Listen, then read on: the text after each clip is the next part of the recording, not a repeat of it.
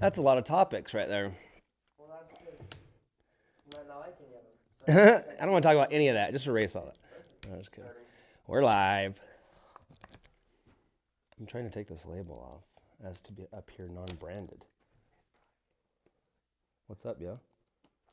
Where are you at? Can I put that right there? Yeah. You can litter if you're going to be the one that picks it up later. Okay. It's a rule. And also, you can, I believe, throw things back to the earth that came from the earth. So if you have an apple core, throw it in the bushes. That's cool. Okay. You know, just don't like throw a banana peel on the sidewalk where someone's going to slip on their bum, you know? But I say if it came from the earth, it can go back, right? Yeah, I think so. You're down with that. Yeah. That logic. Well, we're live. Hi. Oh, we're just Hey, waking up. guys. We just took the kids to school. Hi. Yeah. I don't know if you're here, if you're listening, if you're watching at some other later time and point. You probably are, because there's probably only 3 people here, and 4 of them are in this room. Hi. Do that math. Dude, I think spring's upon us, and it's a little sad. Do you see I have my little ski collar on? Mm-hmm. You ready to go? Do you want to go? I like skiing now. My toes still. Colette broke her toe off the first time we went skiing. It's not completely off. It's sort of. I got to give it to her, though. She was very brave. We rode up the hardest lift after her, 3rd run, and she fell. But I kind of felt like I needed to do that. It was terrifying a little bit, but it helped me realize what I needed to do. Because it was kind of like a do or die. Yeah, you needed that steepness. Because when you're learning, it's kind of hard to teach somebody to turn on the beginner because it's so not steep, flat, if you will, that it's hard to use that gravity to get into those turns. So yeah, we did the bunny hill 3 times, and then we went up to the tip top and had probably one of the very best chairlift rides ever. Yes, it was so pretty. Because we got it on. Wait a That second. was a long chairlift ride. It was sparkly. You can't get it on a chairlift. It's way too cold. It's cold and it's But not secure. It was. I shouldn't have tarnished such a magical moment with my silly little jokes because it was. There was sparkles and the sun was in the air and we were both like, whoa, look at magical. it. Because the clouds had been covering the top and then all of a sudden they had pushed off and then it was kind of like snowing, but it was weird. It was like snow was coming up. It was weird. It was just all these sparkles were in the air. I got a bunch of pictures, but it didn't really read on the, how it never does. But I do have these pictures and you guys will have to take our word for it.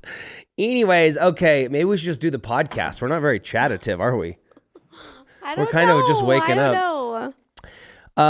Super Bowl Sunday, I have that. I don't think I overate too bad, but I definitely. There was a lot of food available to eat. And we still have a lot left over. That's probably what we'll have for dinner tonight. Do we really?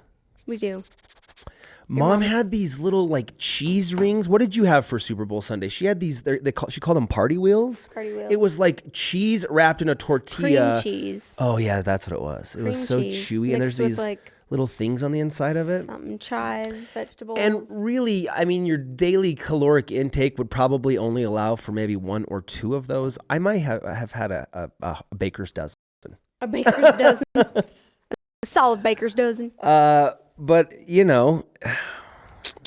yeah, I did the thing that you're not supposed to do. I indulged, but I stopped. Here's one thing that I did do. I did eat a lot, and I gorged myself. But then I stopped, and then I'm like, okay, I'm not eating. I think it was 7 o'clock, 6:30, 7. I was like, I'm not eating anything else the rest of the night. And did you do it? Nope. Yes, I did. Oh, that's I did good. a good job.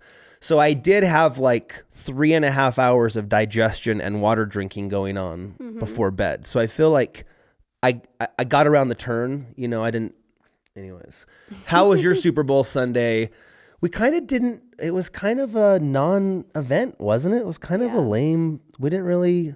All of our brothers and sisters were in different places. Yeah, it was fun though. Yeah. And then we left it the 3rd quarter. Yeah. Poor Cam Newton.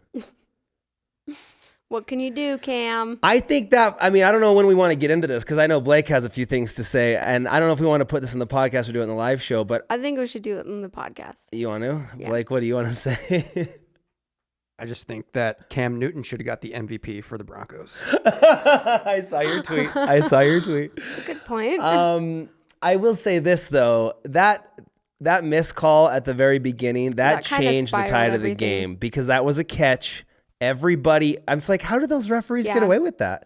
Even like the announcers. Like everybody in the world's like 90% of the Bronco fans are like, thank you, you know? Totally agree, but that Yeah. still doesn't negate Right. the fact that he had 5 or 6 turnovers. That's true. There were a ton of turnovers, huh? Well, It got in it's his like head. you can see what a momentum shift because right after that non-call, then they scored. And it was like, we went from almost being scoring to having been scored on. So, you know, psychologically, it's hard to get out of that situation when you just feel like the black and white guys are against you. By referees is what I mean. Wait a second. The stripes, black and white stripes. You know, if you feel like, and also I heard this, and we talked about this earlier in the week when you were here in Super Bowl coverage. Apparently the guys who painted the end zones accidentally painted both of the end zones in the Broncos colors. And so then they had to paint over the one in green and then repaint it in the Carolina colors. Hey, which one are you guys doing down there? Oh, God. I said I was doing the Broncos, Whoops. man. That's a pretty big mistake. So then I said to Colette, I'm like, think about that. Like, just psychologically, if you just hear that story, if you're Cam Newton or you're at the coaching staff or whatever, and it's just like that little thing is in your head, like, oh, it must mean the Broncos are going to win because they painted both end zones in the Broncos colors. Like, you get that little negative thinking going on in your mind, it'll get you. Surprisingly, you'd be like, oh, that's not as a big deal, but you never know. Yeah. And Psychologically, those it's paintier dudes damaging. are probably like Broncos fans, and they're probably just like, oh, whoops, Daisy. Oh, what does that mean? I don't know. I wonder if It's they got probably fired. nothing. Anyways, we'll paint the Panther over here now. Sorry. You know, Yeah. and it's like, it all adds up. I'm just telling you. I'm just being the devil's advocate Mm-hmm. here. We got missed calls. We got end zones painted. Poor Cam Newton. I know. Couldn't catch a break. You know, it wasn't his year. Peyton needed to get the He'll win. He'll win plenty, though. 200 wins. Because listen, I want to go deeper into this with the poor Cam Newton. It is in everybody's best interest for Peyton Manning to win the Super Bowl. And I'm talking money, people, big bucks. Hey, this Budweiser. Remember when our Super Bowl heroes went to Disneyland after the big game? But now they just drink lots of Budweiser. Yeah, right. And they keep telling you about it. Annoying. Does it sully his last game to be like so like brandy? Like he said it the one time and it was kind of like, oh, that was specific. And then the guy's like, say again what you said. And he basically repeated almost verbatim like it was like a script the second It time. probably was. I thought it was interesting because I've never seen anything like that before. But even more so, I thought, and I said this to Danny right when he said it, Coors is based out of Denver. So Oh. Wouldn't it that's be in even his... weirder? But Yeah. Budweiser obviously paid. So whoever pays. Yeah. Anyways, whatever. It's like, come on. Like, how are you going to, I There's mean, so much we all bought into speculation it. Like, we're like, and- it's been 50 years of capitalism. What do you expect? The true. guy who won the Super Bowl. And if this is his last game, that dude won't get paid. Yeah. Are we gonna do the podcast? Because I Oh, have more you Super want us Bowl to- talk. okay, but I okay. just didn't I've just know been letting it out. If It's- we should just go for it, or Colette do it in has the notes.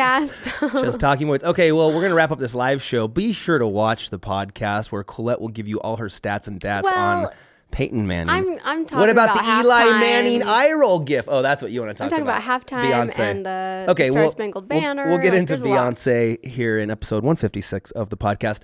Watch it. See ya. Have a great day. Yeah. Bye. All right. You ready?